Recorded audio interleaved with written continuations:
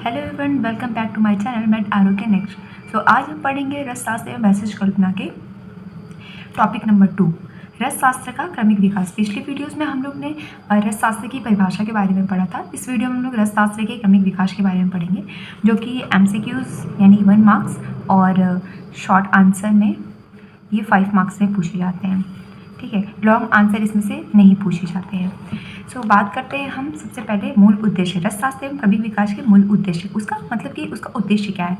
तो सबसे पहले सिद्धे रसे कश्यामी निर्दरिद्र्याम जगत, यानी कि पारद, जो पारद को किसे कहते हैं, मरकरी को पारद कहते हैं। ठीक है, को सिद्ध करके जगत यानी संसार को निर्दरिद्रता अर्थात रोगों को मुक्ति यानी रोगों से मुक्ति करना।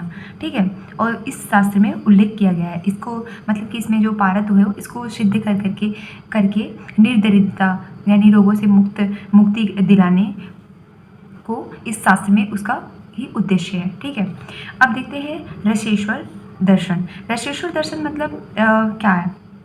सबसे पहले ये देखते हैं रसेश्वर दर्शन। जो रसेश्वर दर्शन है इसे सारायण ने लिखा था, ठीक है, बताया था। अब इसमें है क्या, रसशास्त्र का निर्माण यानी जो और इसका जो विकास है यानी जो धातुवाद के लिए नहीं बल्कि शरीर को स्थित करके मुक्ति प्राप्ति यानी मोक्ष की प्राप्ति करना ही मुख्य उद्देश्य यानी इसका जो है रसेश्वर दर्शन का प्रयोजन रहा है। अब हम देखते हैं रसशास्त्र के क्रमिक विकास। तो जो रसशास्त्र के क्रमिक विकास है वो रसशास्त्र के संबंध में पारद यानी जो मरकरी आदि खनिज द्रव्यों से है। भारतीय के अति प्राचीन काल से पारद एवं अन्य रस आदि द्रव्यों का ज्ञान प्राप्त किया गया है। ठीक है, तो इसमें कौन कौन से हैं, वैदिक काल, प्रागैतिहासिक, गुप्त काल, संहिता काल और रसशास्त्र का पूर्व काल। तो वैदिक काल है जिसमें जैसे वैदिक काल में क्या था, वैदिक काल में 4 वेद बताए गए ना, ऋग्वेद, यजुर्वेद, अथर्ववेद और सामवेद। तो वैदिक काल में सबसे पहले देखते हैं ऋग्वेद में क्या क्या है। अब ताम्र के साथ हिरण यानी कि स्वर्ण जो सोना है और काष्ठ का उपयोग बताया गया। ताम्र, स्वर्ण और काष्ठ, इतना ताम्र, स्वर्ण और काष्ठ का उपयोग बताया गया है। ठीक है, 3। अब यजुर्वेद में देखते हैं स्वर्ण अयस्क, ठीक है, यानी लोहा, श्याम अयस्क, लोहे के ये भी टाइप्स होते हैं। ठीक है, और शीश यानी शीशा और त्रपु का उल्लेख किया गया था। किसका, हिरण 1, अयस्क 2, श्याम 3, शीश 4, त्रपु 5 का उल्लेख किया था, 5 चीज़ों का। ऋग्वेद में 3 का। ठीक है, और अथर्ववेद में रजत यानी कि चांदी, लोह अयस्क यानी लोहे को अयस्क बोलते हैं, लोहा अयस्क, श्याम अयस्क यानी कि लोहे का ये भी एक सब टाइप्स ही होते हैं, शीशा यानी कि 1 रजत, चांदी, लोहा, 3 श्याम अयस्क और 4 शीश, इससे 4 चीज़ों का। अब देखते हैं हम लोग प्रागैतिहासिक काल। प्रागैतिहासिक काल मतलब क्या है कि जैसे भारतवर्ष में यह अत्यंत प्राचीन सभ्यता है, जिसे सिंधु घाटी की सभ्यता के समय क्या था कि मोहनजोदड़ो एवं हड़प्पा काल के लोगों को सोना, चांदी और तांबा यानी रागा और जो शीशा होता है ये सब का ज्ञान था।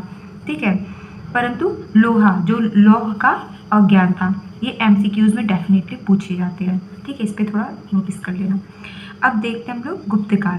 गुप्त काल क्या था, मतलब गुप्त काल में रस शास्त्रीय द्रव्यों का ज्ञान को हो चुकी थी। ठीक है, और इसका जो साक्षी है, मतलब इसका जो एग्जाम्पल है ये बताया कि दिल्ली में कुतुब मीनार के पास बनी हुई लोह की एक स्तंभ है जो कि किससे बनी है, वो ढलुआ लोहे से बनी हुई है। ठीक है,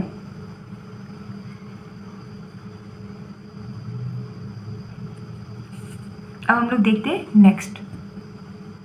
अब देखते हैं संहिता काल। संहिता काल में 2 संहिता आती है, चरक संहिता और सुश्रुत संहिता।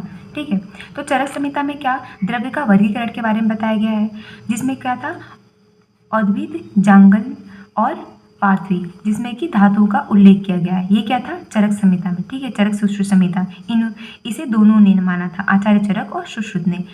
अब 6 धातुओं यानी कि 6 धातुओं में कौन कौन सी, स्वर्ण, ताम्र, रजत, त्रपु और शीशक, लोह। ठीक है, 6 हो गए। 6 लोहे के बारे में बताया था, 6 धातुओं के बारे में। स्वर्ण माक्षिक यानी कि रजत माक्षिक व प्रवाल चूर्ण का उपयोग बताया गया था। ठीक है, अब रसायन प्रकरण के बारे में भी बताया गया था, जिसमें रसायन प्रकरण यानी जो ताम्र प्रवाल अयस्क यानी लौह रजत चांदी रजत का चूर्ण का प्रयोग बताया गया था। ठीक है, इसके बारे में किसका किसका प्रयोग बताया गया था? ताम्र प्रवाल अयस्क और रजत चूर्ण का प्रयोग बताया गया था। अब पुष्पवन संस्कार यानी कि पहले के ज़माने में, ये इंपॉर्टेंट है, एमसीक्यूज में पूछे जाते हैं।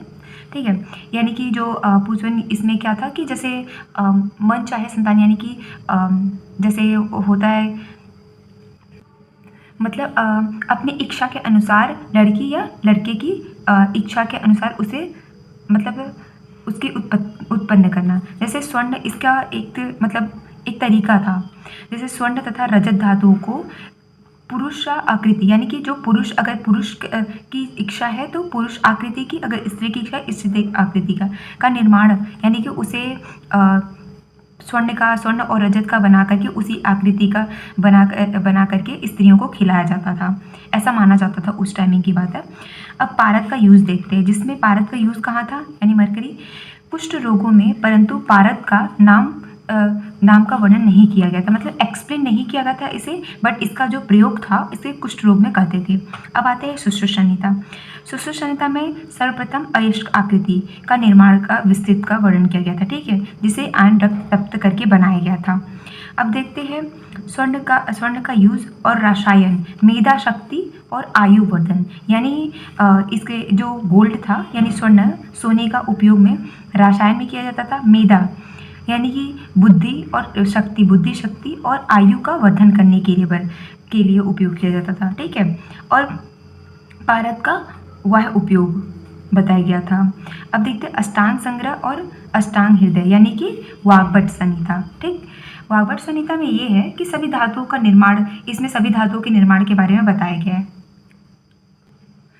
और एक चीज़ और है इसमें वाग्भट संहिता में कि इस ग्रंथ में आचार्य वाग्भट के द्वारा जो इन्होंने 7वीं शताब्दी में चरक और सुश्रुत संहिता को आधार मानकर लिखा था, और इसमें रस द्रव्यों का एक्सप्लेन किया था। ठीक है, चरक एवं सुश्रुत संहिता से अधिक विस्तृत ढंग से किया गया है। हाँ, इन्होंने सुश्रुत और आचार्य चरक के आधार मान करके और अच्छे तरीके से एक्सप्लेन करके वाग्भट संहिता का उल्लेख किया था। तो अष्टांग संग्रह, ठीक, अष्टांग संग्रह के अनुसार पारद का अंतः प्रयोग बताया गया था। ठीक है, और स्वर्ण माक्षिक यानी एक और रसायन का उपयोग बताया गया था। और अष्टांग हृदय में अक्षी रोग यानी आँखों के रोगों में पारद का अंजन का प्रयोग करने के लिए बताया गया था।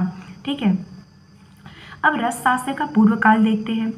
रस शास्त्र का पूर्व काल मतलब कि ये है 7वीं शताब्दी तक रस शास्त्र का विकास नहीं हुआ था। ठीक है, लेकिन 7वीं शताब्दी के बाद 8वीं और 12वीं शताब्दी तक पूर्ण रूप से इसमें रस शास्त्र के क्रमिक विकास का पूर्ण रूप से इसका विकास हुआ था। ठीक है, आज के लिए इतना ही। नेक्स्ट वीडियो में रसशाला के बारे में पढ़ेंगे। ठीक है, थैंक यू। अगर मेरी वीडियोस आपको यूज़फुल लगी तो प्लीज़ मेरे चैनल को लाइक सब्सक्राइब कीजिएगा। अगर आपको कोई भी चीज़ समझ में ना आई हो या फिर अगर अपनी अकॉर्डिंग टॉपिक्स की वीडियोस चाहते हो तो मुझे कमेंट्स करना। Thank you.